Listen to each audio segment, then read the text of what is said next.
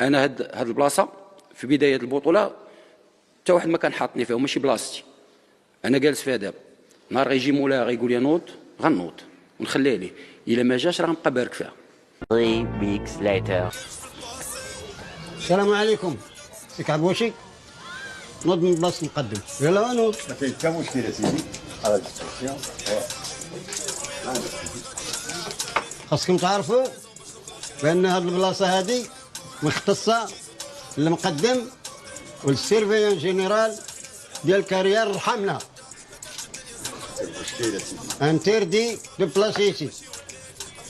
واش القوت معكم خوكم جورنال الودادي ومرحبا بكم في فيديو جديد. ربحنا شباب المحمدية من ديال 5-1 وربحنا الماتش الخامس على التوالي، الشيء اللي ما طراش تقريبا من العهد ديال الركراكي، وهذيك تقريبا كانت اخر مره شفنا فيها الوداد الرياضي الحقيقي، ومن بعد شفنا فيها سلسله ديال التخبطات واللي ولله الحمد بدينا كنخرجوا من ديك النتائج ومن ديك الدوامه السلبيه.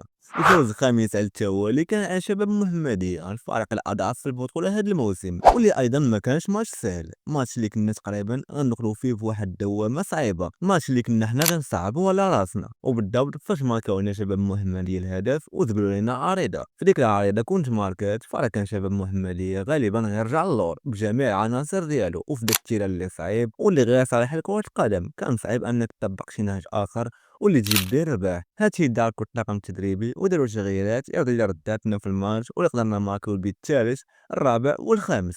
الرابع والخامس اللي جاو من انتدابات جداد اللي هما مالسا واوبينغ. مالسا واوبينغ اللي عطاو بزاف ديال المؤشرات ايجابيه واللي ابرزهم اوبينغ اللي شفنا بزاف ديال التحركات والرخات ديال الدفاع لشباب محمديه، وشفنا ايضا انه عنده واحد التمركز جيد، وشفنا ايضا عنده واحد حس تهديفي جيد اللي تقريبا من اول فرصه جاتو سجل الهدف، وكنتمناو يبقى غادي في واحد الخط تصاعدي ولما لا يدي الهداف ديال البطوله. الهداف ديال البطوله اللي هو الريحي اللي سجل الهدف الثالث من ضربه جزاء اللي كانت في الدار الحارس ديال شباب المحمديه، وعاود ماركا هو ماتش اللي ما كانش فيه رونالي مكوينه اللي كان التحق بجنوب افريقيا بحكم الوفاه ديال الجده ديالو، اللي ممكن انه يكون الماتش الجاي. شفنا ايضا واحد التضامن وان الفريق اهتم الفوز ديالو للمدرب، وشفنا ايضا ان رجعت روح العائله اللي كتعاون مع جميع العناصر ديالها، وهادشي اللي بغينا في الفريق. الماتش الجاي اللي ايضا ما غيكونش سهل، والماتش اللي خاصنا ناكدوا فيه على المركز الثاني اللي خديناه في هذه الجوله بعد التعثر ديال نهضه الزمامره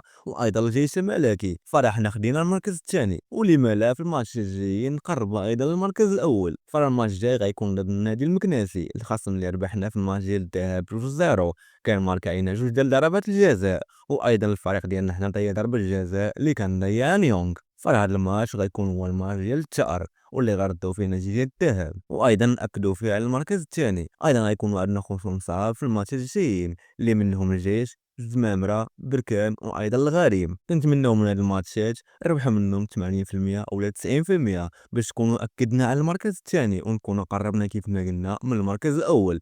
غيكون ان شاء الله فيديو اللي غيكون فيه التحليل ديال النادي المكناسي، نوريكم نقاط الضعف ونقاط القوه ديال الفريق، ونرجعوا للماتش المحمديه اللي ما كانش فيه مكوينه واللي اكد المدرب المساعد في الندوه الصحفيه على ان مكوينه كان واقف على كل كبيره وصغيره من الفريق، يعني جميع التغييرات وجميع الاشياء اللي طراو في هذا الماتش فراه كانوا بتوصيه من مكوينه. هادشي اللي كيبين الاحترافيه ديال المدرب اللي خاص تم الحمايه ديالو من المكتب المسير وايضا من الجمهور، واللي صعيب تلقى بحال هاد المدربين في المغرب او لا في العالم كامل، مدرب اللي كيهتم بكل كبيره وصغيره. وهادشي اللي كان في هذا الفيديو، نتلاقاو في فيديو جاي وديما وداد.